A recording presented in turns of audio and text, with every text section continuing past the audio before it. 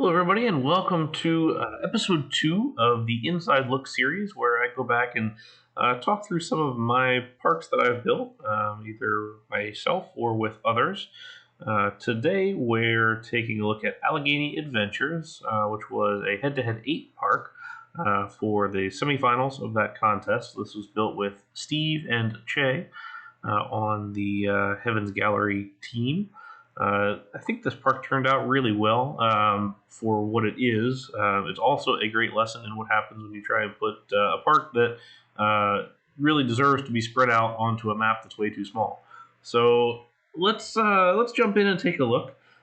This park was built kind of based on Dollywood and Silver Dollar City, the two main Herschend parks in the U.S. Heavily themed, more kind of backwoodsy, industrial, etc. themed spaces. So the coasters are all sort of based on similar things to what are going on there, and so is the overall theme. So we come in here with the nice little sort of Americana square, and one that continues on over into a little main street worth of buildings. Steve did most of these buildings and detailing. He did a very nice job on a lot of these. I particularly like this little pink building, and then some of the bay window details here. So just a kind of cute little front entrance for one. So one thing to note about this park is that it initially was a round 5 park for head-to-head, which is a much smaller space requirement than the semifinals. So this park was expanded at some point when we decided to move it to the finals. And unfortunately, you can kind of still see it. So the original park map went right to about here, right behind the wooden coaster. So unfortunately, the way that this was built, it kind of looks like we just tacked on this side a little bit, even though we did try and blend it. But so it goes. I think we did a decent job at it. So I kind of did the initial concepting of this park and the different areas for it, again, based a lot on what Dollywood was doing. But part of the overarching feature of this was this train ride, the Wilderness Express, which theoretically opened with this park. And the idea was that it kind of goes out and then wraps around on a loop and then comes back on the same track. And I didn't want it to change height because trains rarely change a whole lot of elevation, at least quickly, as you'd see in RCT.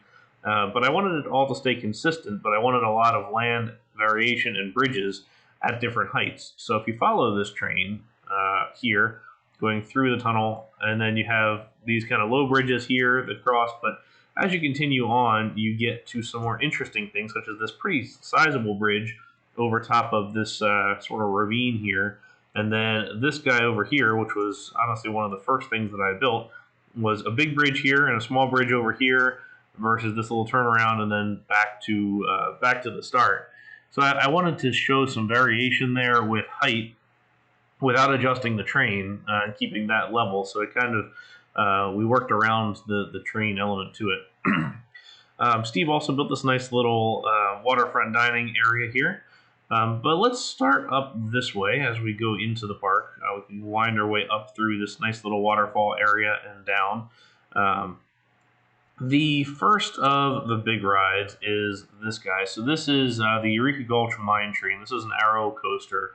It was based off of Thunderation at Silver Dollar City, where the lift hill is at the end of the ride. So I wanted something that was going to do all of its thing and work its way down the mountain and then come back up. Again, this is one of those instances where it's hard to work with a small map such as this.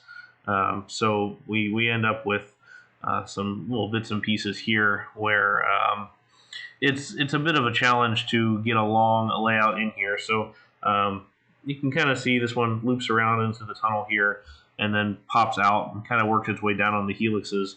What I liked about Thunderation is it's got this cool like double helix that continues to get tighter as it goes down and then ends in the tunnel.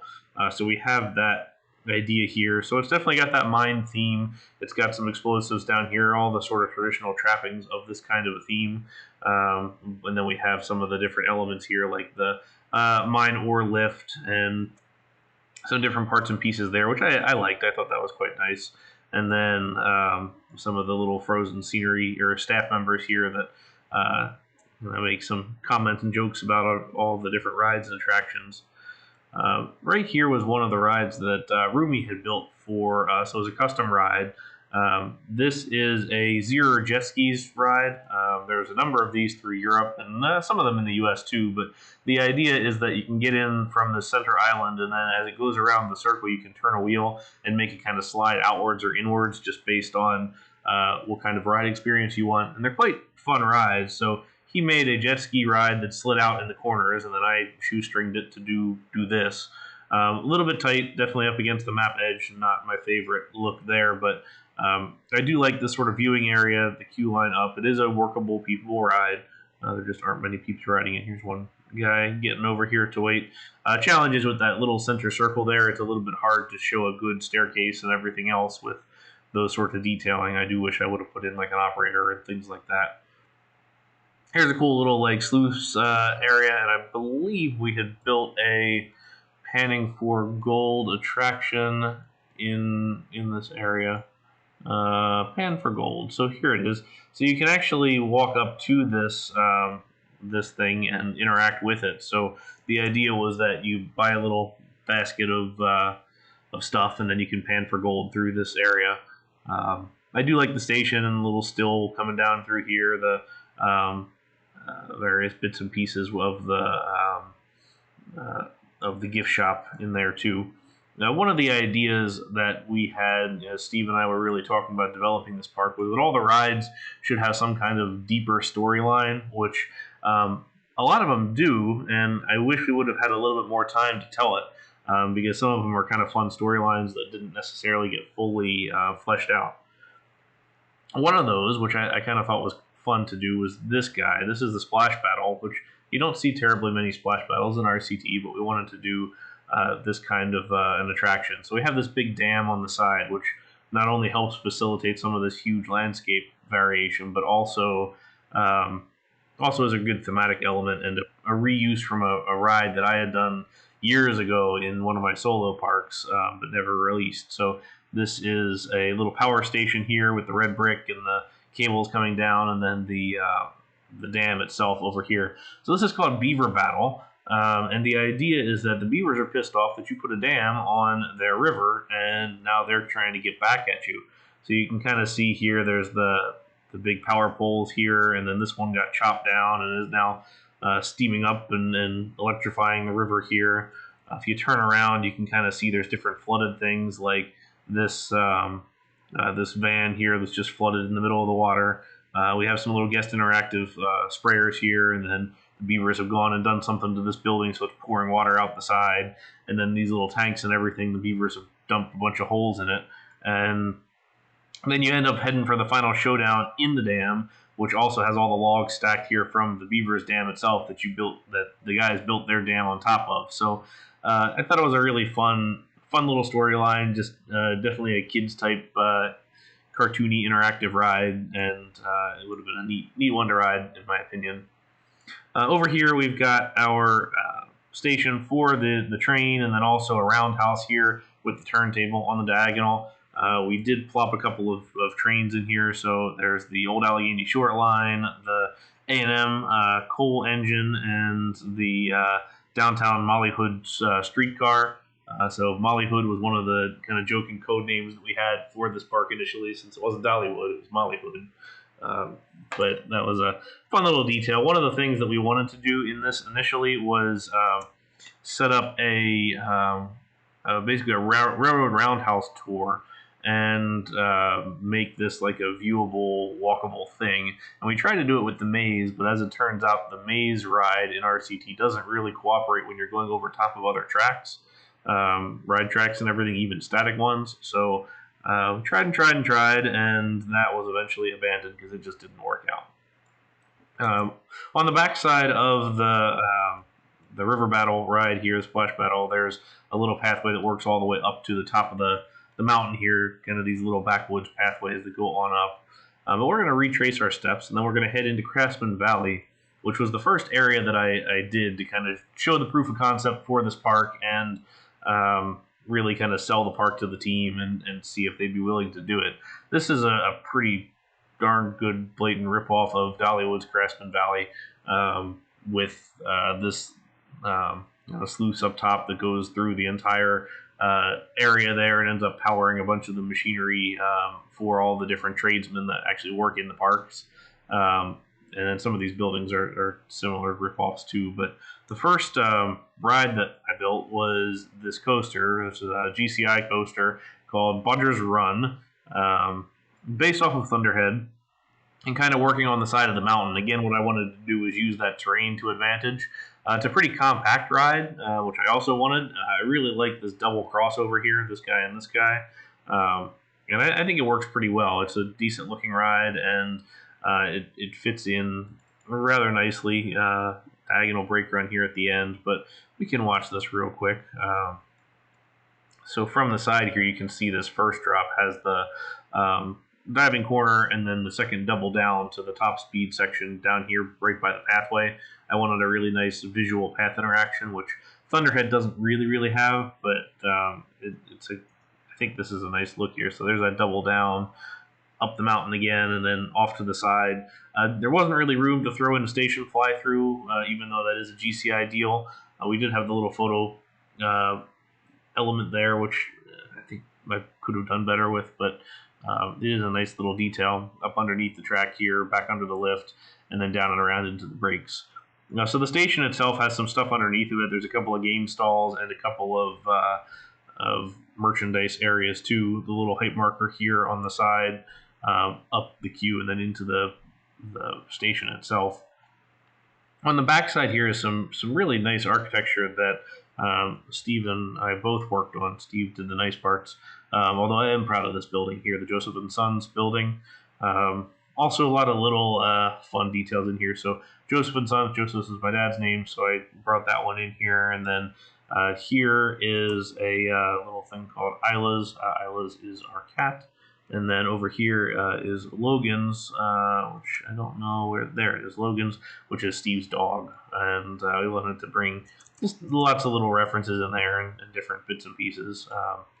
This guy here is a mock twist and splash ride where you load on like a graded platform, and then it's sort of a teacups ride, and then the grating falls down and it's in the water, so you can spray each other. It's interactive and kind of fun.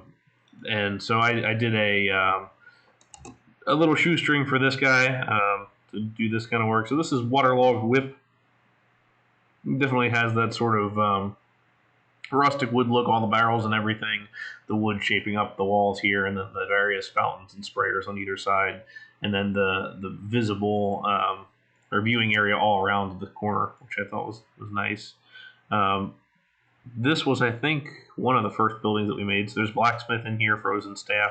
Dollywood does have a number of actual like working tradesmen, like blacksmiths and coppersmiths and all sorts of other ones within the parks, and they're actually doing work, which is super cool in my opinion.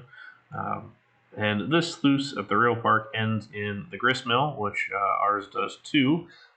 Here is the cinnamon bread, which is a requisite for everybody who goes to Dollywood or Silver Dollar City. It is the best, so definitely worth your time. All right, well, let's head up the hill then, and we have our fort here. So this fort started in another proposed park. We were going to do a kind of Civil War era Americana park for one of the rounds, and this was a fort that Steve had built. And it was a beautiful, beautiful fort, and I really didn't want to see it go away. So we ended up rebuilding it here. And we wanted to do it on the hillside so we can give it a little bit of multi-level action there, which I appreciated. So if you turn around, you can kind of see there's a nice little plaza in the upper portion here, a couple little shops and things, and you can walk all around, and then some details on top. The S&S drop tower here is Ammunition Blast. The storyline behind this one, and we didn't really get to tell it very well, is that the people of the area were sneaking into the ammunition stores of the fort to get fireworks for their 4th of July celebration. And the idea was that you would be passing, like a staff member here, it was the old guard for the fortress that guarded the ammunition stores. He had fallen asleep, So you sneak past him and try and get all your fireworks for your celebration, and then oops, it all blow up, and there you go, have the ride. So a fun idea again, but something we didn't get a chance to fully flesh out, which I would have liked to. One of the last minute things that we did was underneath of here, where we have a dark ride. So this is Legend of the Mothman. So the Allegheny Mountains, which is what this park is based off of, are on the eastern side of the United States. West Virginia is in that area. The Legend of the Mothman is a very West Virginia urban legend. So I wanted sort of a dark ride underneath of the castle here. If I had more time, I would have liked to have done that as a dark ride that had fully themed interiors. I think that would have been a fun touch, but alas, ran out of time and had to submit the park. So here we are with what we have. Heading up the hill here, so trying to work through the terrain with a reasonably steep ascent, but still not totally unrealistic. I have a little plaza here that overlooks the vertical drop coaster, which dominates the area. Puts you up onto the other side and to that vertical drop coaster.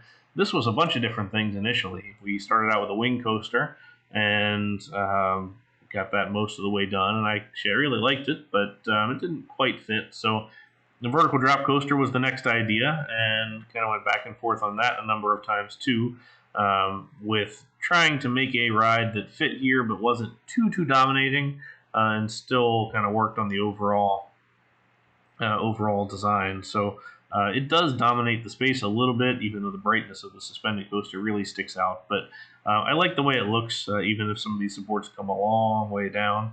But let's turn the page here and take a look at the structure for this. This is based off of Wild Eagle's station at Dollywood. Here is a turn out along this retaining wall and a pretty steep lift hill. I was pretty happy with all the details here, including the catwalks, the stairs to nowhere, and all those bits and pieces. Now, so the drop goes off the mountain, way further down than the lift hill is in the station, into a pretty big dive loop to start, and then this kind of long curve up and around, and underneath the lift hill, and then up into the mid-course brakes. Then here we have this sort of hidden second drop that goes past the station, which I thought was fun. And then maybe a little bit more unique is this splash area that was up high versus down low at the end, with another dive off the hillside and into this final roll and in. This is kind of based off of the newer D6 B&M coaster models, where it doesn't have the larger 8 and 10 version seats. This is the smaller one. It has more maneuverability, so more corners, such as this guy, and then this final roll in there seems to fit appropriately for that detailing. But this is Peregrine. Again, like I said, Wild Eagle, Peregrine, play on all of that. I did like the station. I thought the detailing was nice, and overall look seemed pretty good. The water splash worked well with the dam over here, since I wanted water on top of it anyways.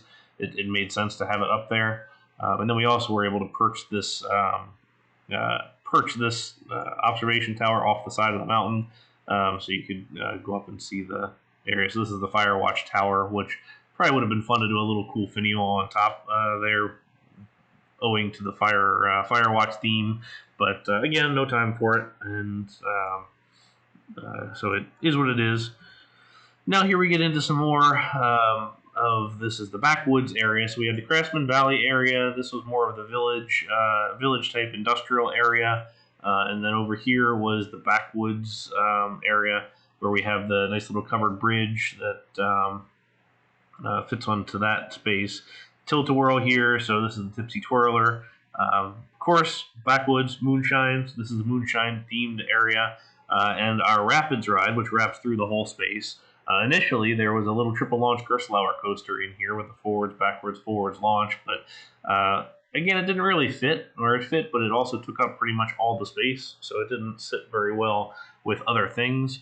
Rapids ride we could fit in a little bit better, and we could also do some pretty unique things in here. So we did this Rapids ride based off of Infinity Falls with the lift and everything. So Che did a cool lift, which is currently not synced up, which is unfortunate because it was properly synced before. But you can kind of see the lift hill here chasing after it. There it goes. So that was synced. It was based off of Infinity Falls at SeaWorld, the new Rapids ride there with the vertical lift and the pretty big drop at the end. But this one had a pretty complicated storyline as well. So the idea is that the hillbillies are breaking into the still here, into the distillery to get some booze. So here's their vehicle out front, and here's the two frozen staff with Cletus breaking in, and this guy who's a little bit confused, thinking they're getting some rum. So you end up in the distillery, and then the idea is now we're going to chase them down the river. So they come on out of the start here, and then we duck underneath the bridge here. And here's their little escape boat. This is the Moonshiners' escape boat. Here's one of their stills. So we were chasing them past that, and so they can't take their little escape boat, and they got to keep on rolling. So they come on down here, and then you end up down this wild river adventure and going through all these little tunnels up top, little swirl and curve rapids. Che did a lot of the detailing up here, did a very nice job with it. And then this final drop down into the big splash by the queue line. And then here at the end, we've got Sergeant Brown and his police car, who thanks us for helping, thanks us for getting the booze back as you pull back into the station. So again, just fun little details, things that I enjoyed putting together. Steve did this really nice building here, which is a little bit tough to see because of all the landscaping, which is kind of unfortunate because it is very pretty and has some nice elements to it. And then just a couple of these other little rougher buildings. Here's a little Moonshiner's cart that has a buried and invisible food stall in there so the guests can walk up and buy their very own moonshine. And then, of course, we have our little kids ride here, off-roading. No reference to the actual moonshine here since that's not super kid-friendly. But so it goes, and here is that little detail. But another little peepable ride. I think one of the challenges here was just getting as much peepability and rides and things to do in here as we possibly could. So let's continue on down the mountains. We're going to backtrack to the Craftsman area and then duck under the bridge and cross the river here, which didn't exist until we expanded this map. I am a fan of the expansion. I'm glad that we did it, especially because it gave us this cool bridge, which Che did the detailing and supports on. And it allowed us to build a really big suspended coaster, which I have been wanting to do for some time. Here's a Tomahawk Twist, which is sort of a filler ride on the side here.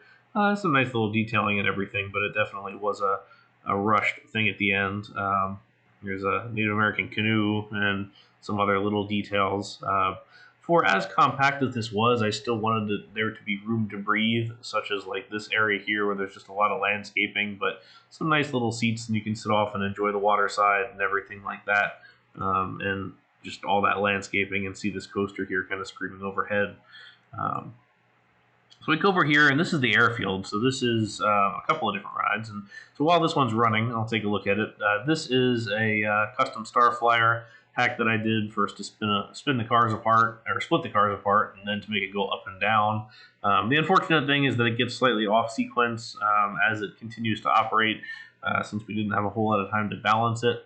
But it is nice to see it operating, and one of the things that I did want to get in for the ride itself. So this is the Tailspin is the ride name.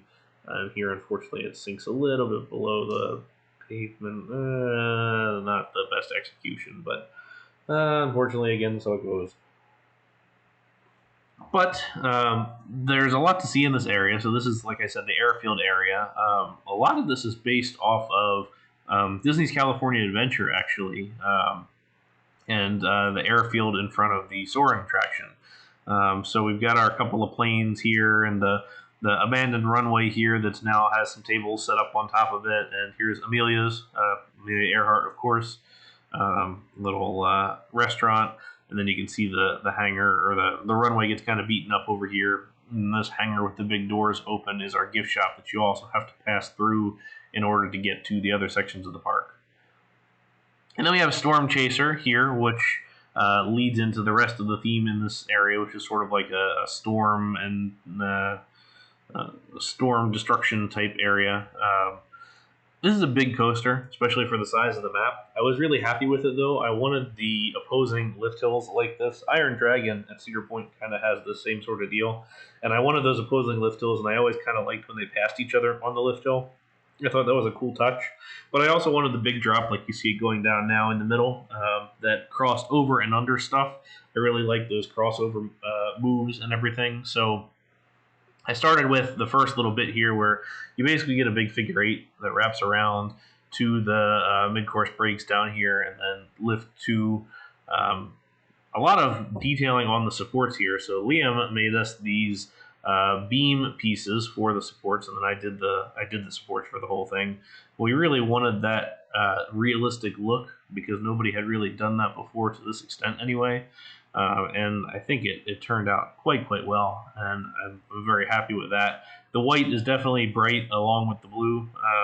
It definitely sets off across the rest of the park since the rest of the areas are a little bit muted, but I can like it. We had a bunch of different colors initially, but settled on the white after a little while. Um, so a couple of transfer track details and things. So we have our one space here, and then our another transfer is underneath the queue line also here. This little control tower on top of the building, and then the hangar itself. Some bits and pieces there. This architecture is pretty well ripped from Disney's airfield also.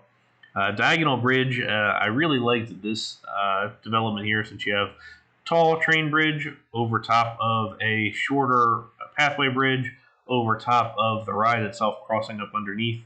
Thought it was a pretty neat just crossover interaction kind of thing. I really like those interaction elements between rides, between pathways, and different thematic elements.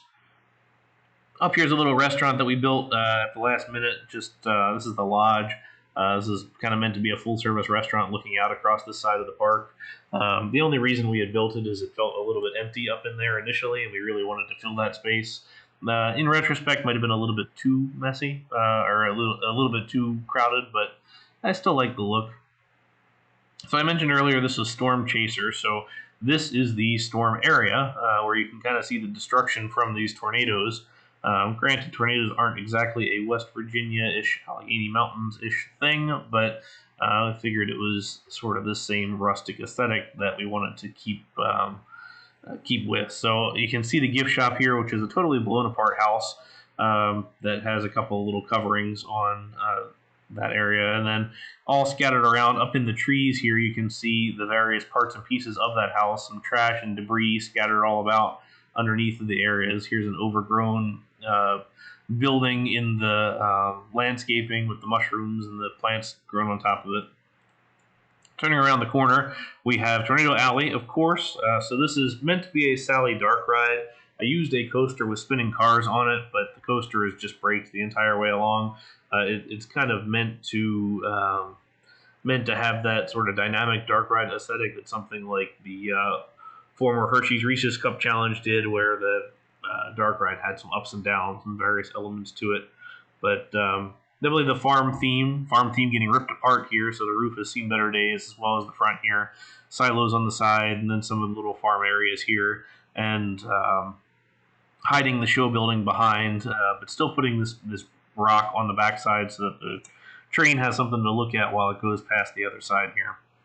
Then on this side, we've got the car that's halfway stuck through this building, and the rest of the details of the building sort of torn apart. It was kind of fun to figure out how to destroy things and make them look destroyed, but still make them habitable, so sort of themed destruction, I guess I would say. It was a little fun challenge to do overall and make it look realistic. So back to the final area here with this little Main Street space. We have a theater on the side here, which has another little handyman commenting on the messiness of guests in the theater itself.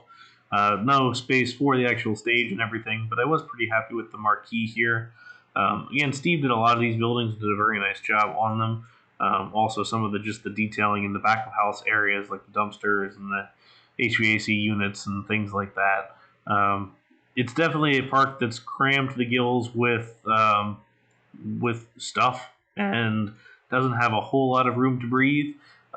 Honestly, this is a park that would have been fitting for something about double this size, but there you have it. It's definitely compact. I was proud of the result, and I think the aesthetic turned out really well. I think the storylines behind some of the rides were fun. I wish we had more time to tell them, and I would look forward to revisiting this concept sometime in the future, just because there was not so much to see with it, and I think there's still stories left to be told with this kind of a theme. So I hope you enjoyed seeing this review of the park, and definitely take a download of it. I'll put the download link in the description. If there are other parks that you would like to see, or you'd like to see me review your own park, feel free to leave me a comment in the comment section, or send me a personal message at New Elements website, nedesigns.com. My username is 0.6. But until next time, hope you enjoyed this review, and thank you very much for watching.